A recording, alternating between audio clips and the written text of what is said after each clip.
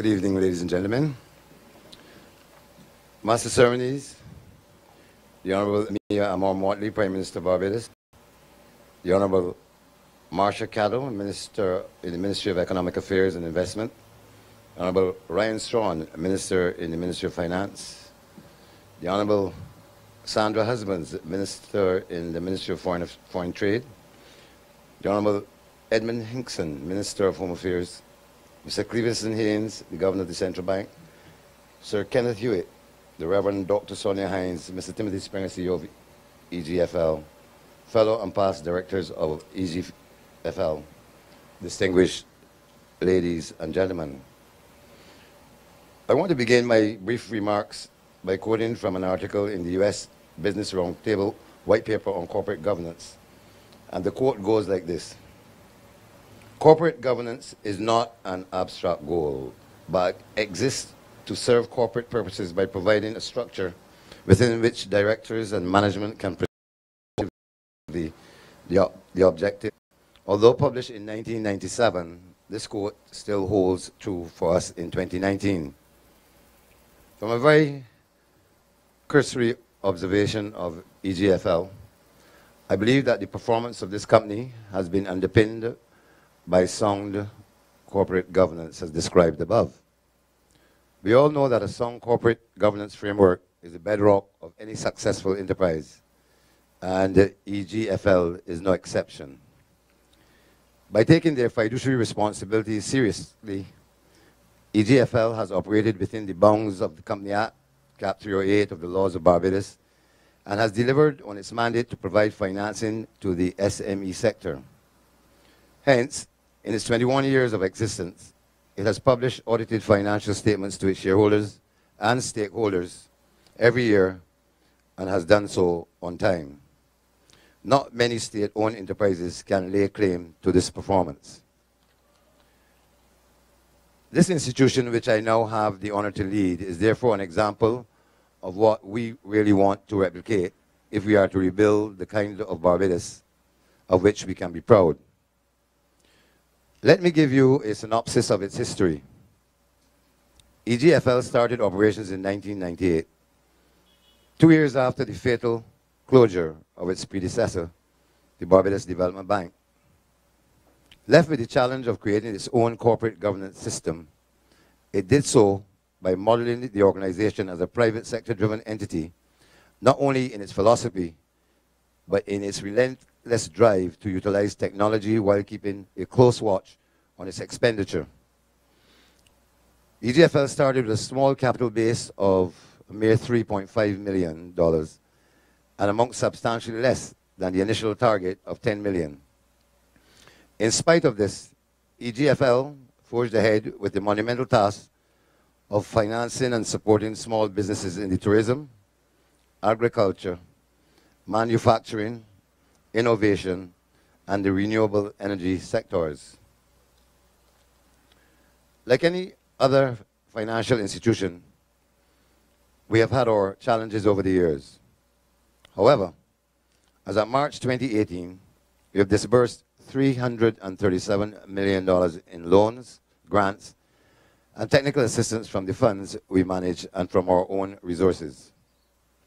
This amount represents an average of $17.4 million per year. You should note that these disbursements have been advanced to support those small and medium-sized companies which have come to rely on EGFL not only for funding, but for technical support, especially in lean economic times. Madam Prime Minister, past and current board directors, ladies and gentlemen, EGFL has had 15 consecutive years of profitability as of March 2018. This is an outstanding performance and is indeed proof that corporate governance, when implemented and carefully practiced, can yield positive outcomes. The institution therefore owes its success in no small measure to its management and its staff.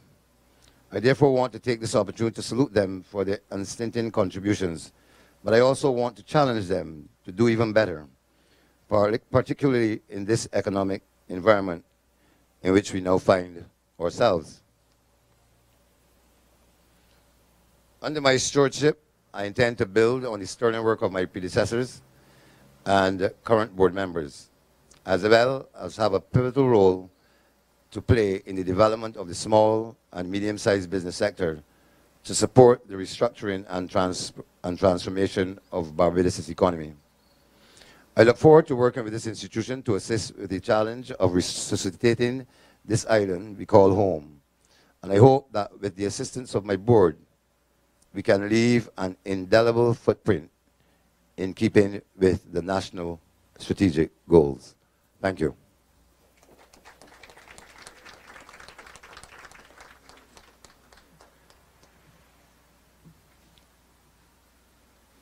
Remarks from the Chairman, Mr. Conde Riley. I want to take this opportunity to acknowledge the presence of the Honourable Marcia Cattle, MP, Minister in the Ministry of Economic Affairs and Investment. We now have a video presentation that tells us the story of EGFL.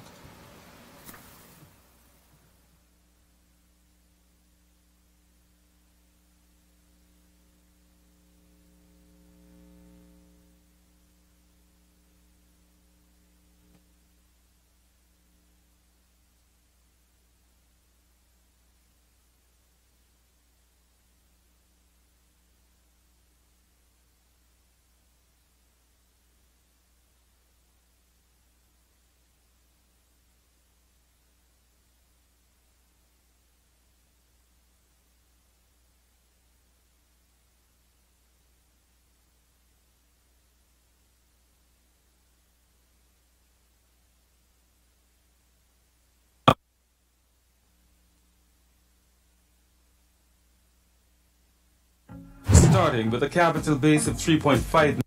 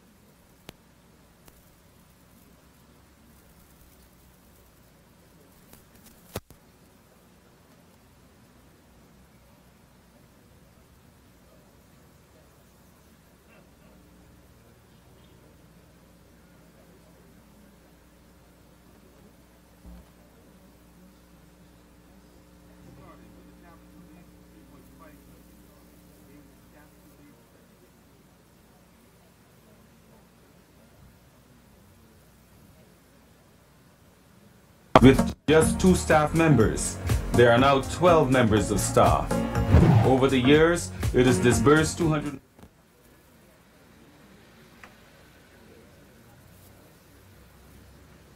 Starting with a capital base of $3.5 million.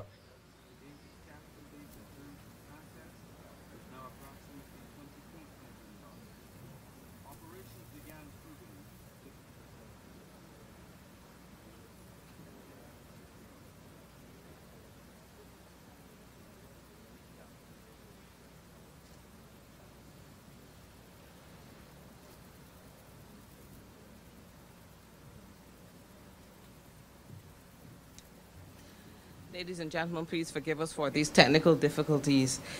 The problem with technology is, with the best will in the world and all the rehearsals, when it's ready to go live, this is the result. And your only defense is, but when we did the rehearsal, it worked. I want to acknowledge the presence of the Honourable Ryan Strawn, MP, Minister in the Ministry of Finance. I now invite the Prime Minister, the Honourable Mia Amor Mottley, to give the featured address. Prime Minister.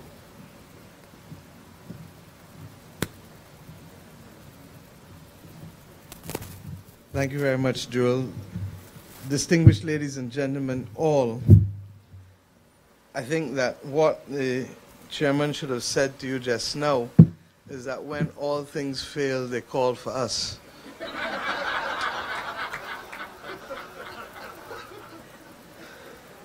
I am at this podium after a long day of estimates and on a Friday evening when I do not normally give any speeches whatsoever. So I can assure all of you who are wondering how much longer you have to stand that you will not be standing for much longer. Let me say that the Enterprise Growth Fund Limited, and the chairman has expressed it better in terms of where it has come from and what it has been able to maintain and achieve with respect to performance and corporate governance. But if ever there was a time for us to have entities that could be appropriate financial intermediaries in our country's history, it is now.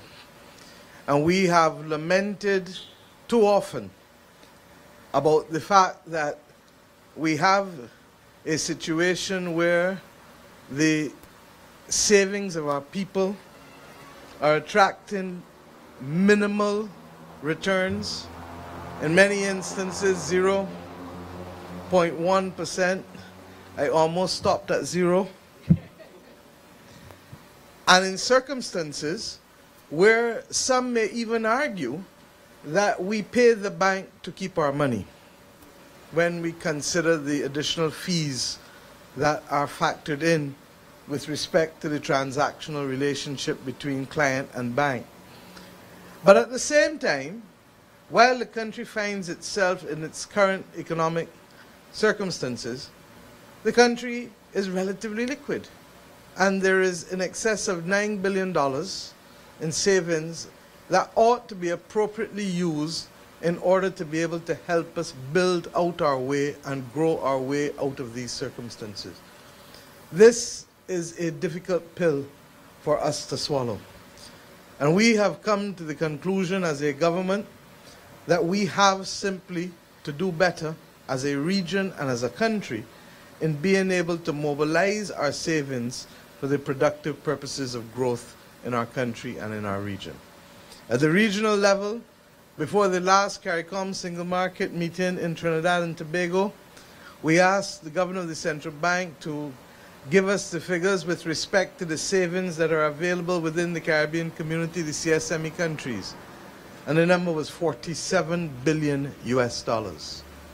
We are in a far better position to be able to finance our development, but we are simply not acting with the strategic purpose that we ought to be acting, and we are allowing a scattershot approach to diffuse the benefits that can otherwise accrue to us of that level of accumulated savings. So I have come here this evening in the hope that this will be one of the last occasions that we will address you against the background of a failing by our region to be able to put forward an adequate plan that will allow us, and I say our region and not our country, because it is our belief that within the context of the single market and single economy, as I will articulate very shortly as I address the 50th anniversary of Jamaica's Stock Exchange in 2 weeks' time, that we have to have better mechanisms to be able to better facilitate greater returns on capital to those of our citizens who want to be able to participate, while at the same time affording our producers and our businesses cheaper costs of capital in order to be able to grow as is required if our economies are to be able to see the kind of growth that we need to move to the next level. We also equally recognize that part and parcel of our problem is not only the absence of appropriate mechanisms and the facilitation of the movement of capital across boundaries within the context of the CSME, but also an inability to have appropriate levels of financial literacy among our population. It cannot be that we continue to labor under myths that have come to characterize our population rather than confronting the stark reality of our circumstances. I grew up in a Barbados where people said that there was an incapacity for Barbadians to be entrepreneurial. And yet you and I see across this country, from St. Lucie to St. Philip, every day, every week, every weekend, Barbadians being entrepreneurial, some may argue both legally and illegally, but nevertheless entrepreneurial. Similarly, we were told that we were not a shareholding democracy, but yet we have a credit union movement that has in excess of 100,000 members, and its genesis, or its growth for the most part, owes responsibility to political strategic intervention by reason of Tom Adams agreeing that we should seek to have tax benefits related to the level of savings being involved within the movement, such that we have a credit union movement amassing almost $2 billion in savings today, some almost 40 years after the initial tax allowances were introduced. And a movement, as I said, that has over 100,000 members. Now, how do we continue, therefore, to labor under the misbelief that we are neither a shareholding democracy or that we are not entrepreneurial? How do we continue to believe that our growth depends purely on foreign direct investment when we have in excess of $9 billion within our shores available, if appropriately stimulated, to help in the process of strategic growth such that our economy can grow and our fiscal circumstances return to a level of health? I believe that the time has therefore come for us to start to dismantle these myths and to start to put the mechanisms in place that are critical, and to bring the level of financial literacy such that that utmost virtue that is required, namely that of trust, can begin to permeate throughout our society such that people can recognize the benefits of not only debt financing but also equity financing with respect to the ability to pool resources among us. I feel that this has to be the next stage of our development. And up to yesterday, I would have shared with my cabinet the importance of us understanding that we have a meeting with destiny. And that meeting is to close the circle of economic enfranchisement within our community.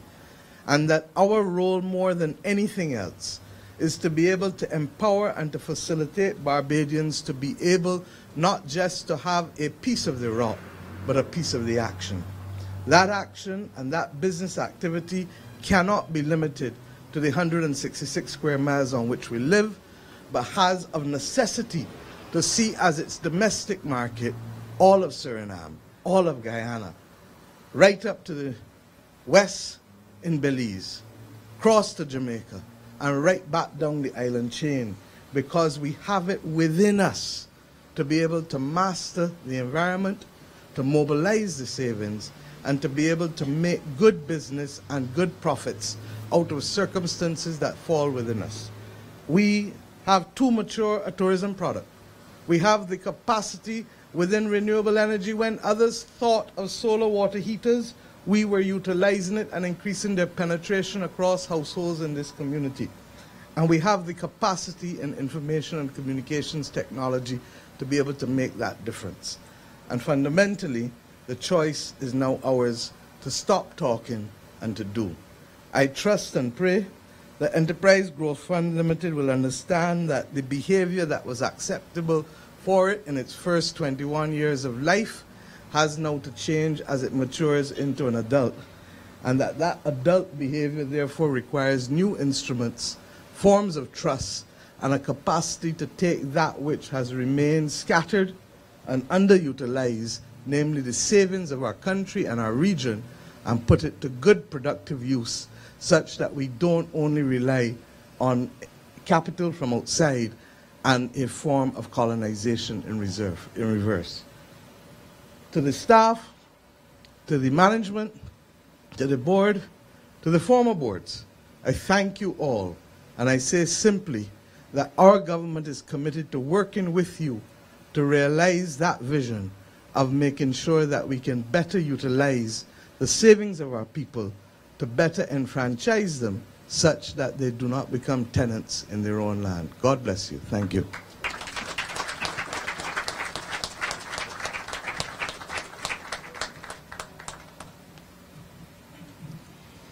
Thank you very much, Prime Minister Mottley, for that stirring call to arms. Now, they tell me that the technical difficulties have been resolved. So once again, we're going to see a video presentation that tells us the story of the Enterprise Growth Fund Limited.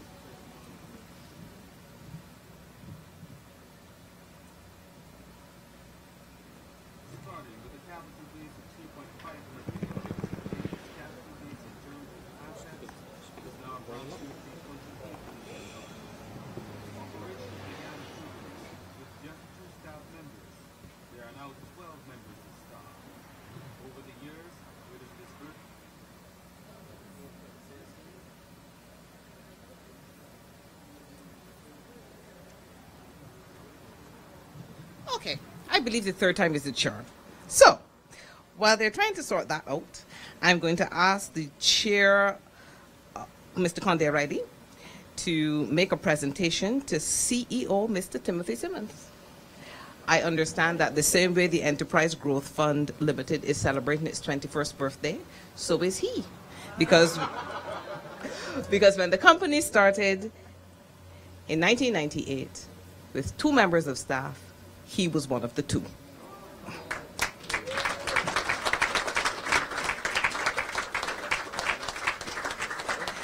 And he is truly a lucky man, because very few CEOs can say that from the first year to year 21, the place has made a profit. So once again, as Trevor Eastman would say, you have to clap for that.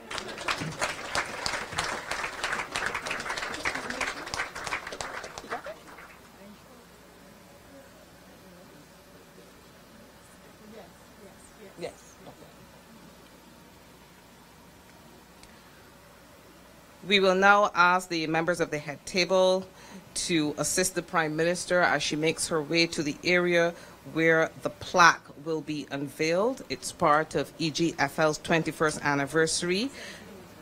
The video's ready? Okay, they tell me the video's ready. Third time. Let's clap. Perhaps that's what was missing. Yeah.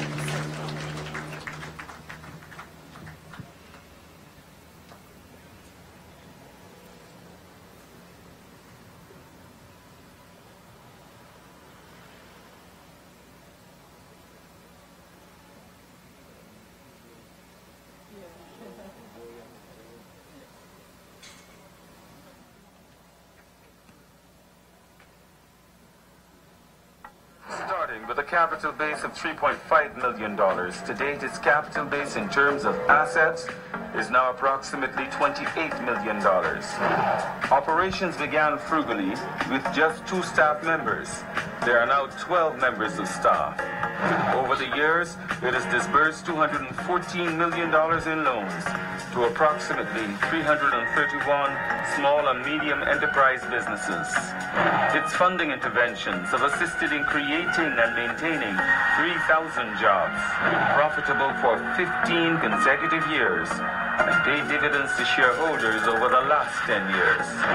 It has published audited financial statements prepared in accordance with international financial reporting standards for 20 consecutive years on time, and is on track to do the same in its 21st year.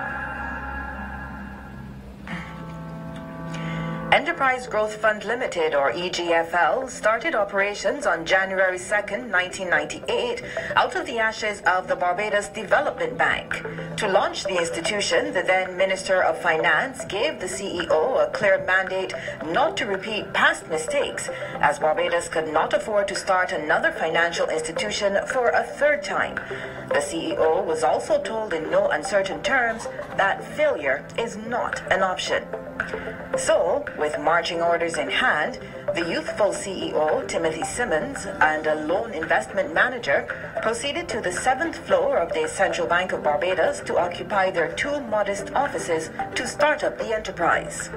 With a modest capital base of $3.5 million subscribed to by public and private sector institutional shareholders, the institution commenced operations providing venture capital to small and medium-sized enterprises with strong profit-making and growth potential. The institution soon realized it could not survive purely on venture capital investments with such a small capital and client base, so it therefore evolved as a fund manager for several sector-specific funds provided by government.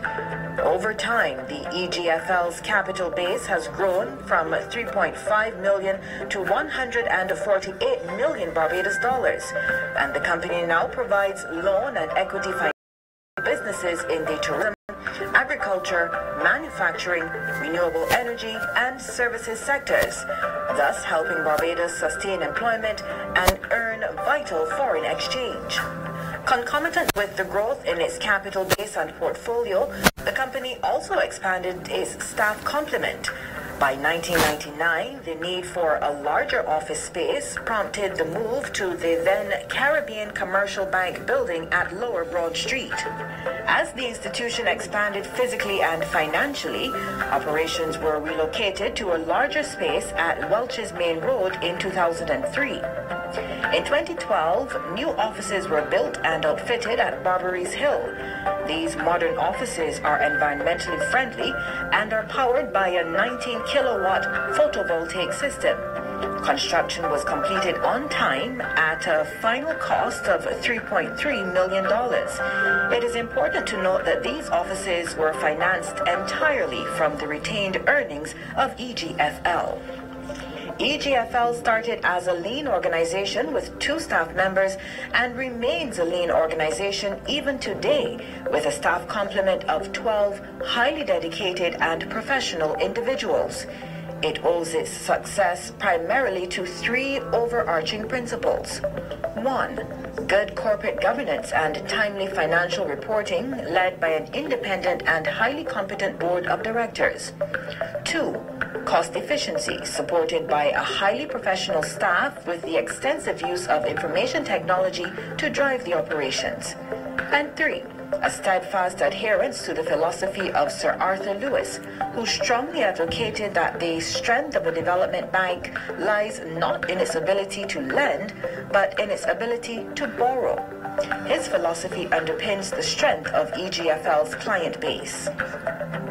EGFL not only operates as a development bank, but the institution also has a consciousness of and a sensitivity to the community in which it operates.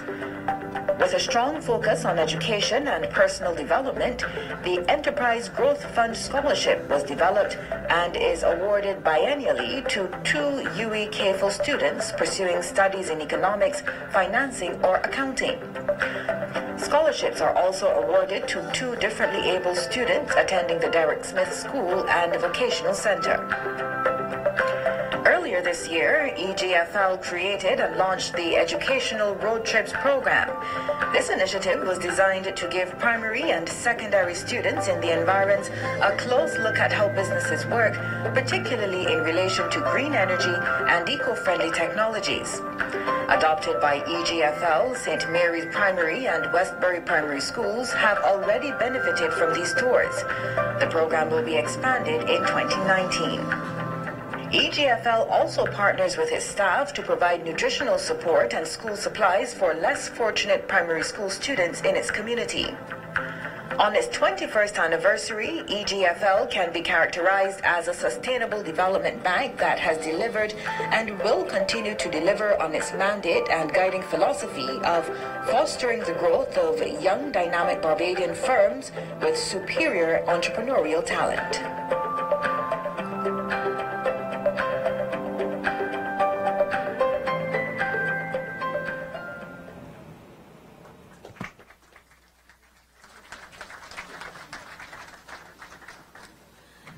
I'd like to acknowledge the presence of the Honourable Sandra Husbands, MP, Minister in the Ministry of Foreign Trade.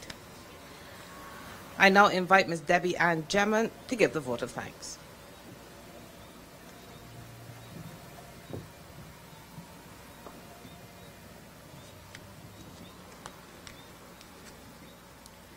A friend of mine once said that a vote of thanks should be like a lady's skirt. Long enough to cover the essentials, but short enough to maintain interest. So my plan this evening is to take this friend's advice very seriously. Without further delay, and on behalf of the Board of Directors, management, and staff of Enterprise Growth Fund Limited, I would like to thank the Honorable Mia Amor Mottley, Prime Minister of Barbados, for taking the time from your otherwise packed schedule to be the featured speaker this evening. Thank you, too, for your words of wisdom. Your messages have certainly resonated with us. To members of Cabinet, thank you for attending these celebrations. To our Chairman, Mr. Riley, thank you for your inaugural address as Chairman of EGFL, and in particular, your important remarks on corporate governance. To the directors, former and current, who have served diligently over the past 21 years and have contributed to the success of EGFL, thank you for your service, and thank you for gracing us with your presence this evening. On occasions such as these, presenters tend to forget the people who are the bedrock of any commercial engagement, and hence the real reason why we exist. But we are not going to make that mistake. Therefore, to our many clients who have supported us over the years, without your loyalty, our very existence would be severely threatened. It has been our pleasure watching you grow. Thank you for the opportunity to serve you and for helping us to grow in turn. Thank you also for coming out this evening. I also want to say a special thanks to the following. The Reverend Dr. Sonia Hines. We appreciate your prayers, blessings, and words of encouragement. The Barbados District Office of the Wesleyan Holiness Church and the Young Women's Christian Association for giving us permission to park on their premises. Special thanks to you, Aja, and your production team for providing public relations advice, support, and being the producer for the entire week of activities. Thanks to all the other service providers for refreshments, IT, technical support, and general services. Thanks also to the media strategy team of EGFL, which acted as a planning committee for the events related to these anniversary celebrations. And last, but certainly not least, to our valued staff who toiled unwaveringly to achieve the level of success that enabled us to reach this milestone. The Chief Executive Officer and the management team, thank you for your contributions to the growth of this organization. Now, in attempting to follow my friend's advice, I might have inadvertently omitted an individual or an organization contributing to this event. If I did, I assure you that your input was not ignored and the omission is mine alone. In closing, I want to thank you all for coming here and encourage you to stay and enjoy the remainder of the evening.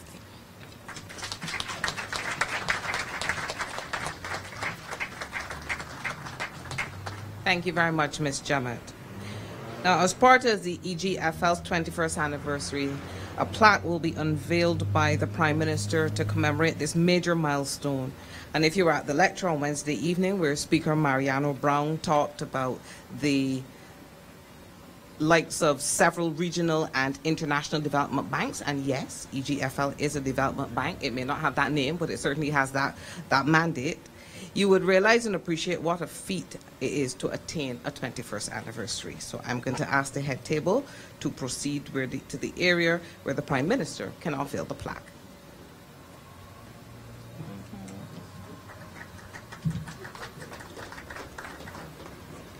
Immediately after that, there will be a tour of the EGFL's offices by the Prime Minister, the Honorable Mia Amor Mottley.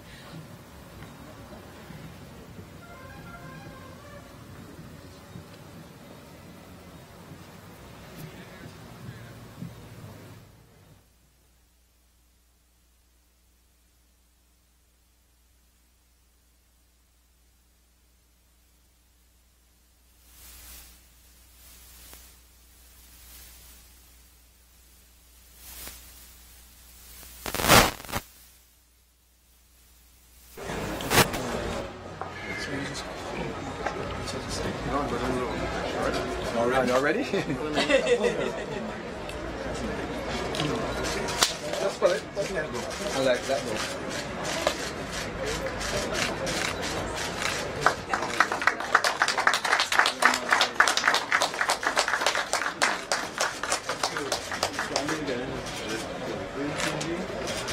Still taking pictures? Ready? Well, go on. Go on.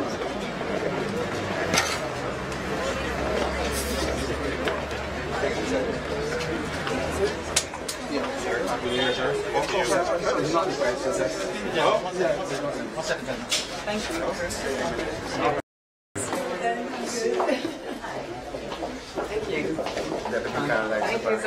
Well done, Chairman.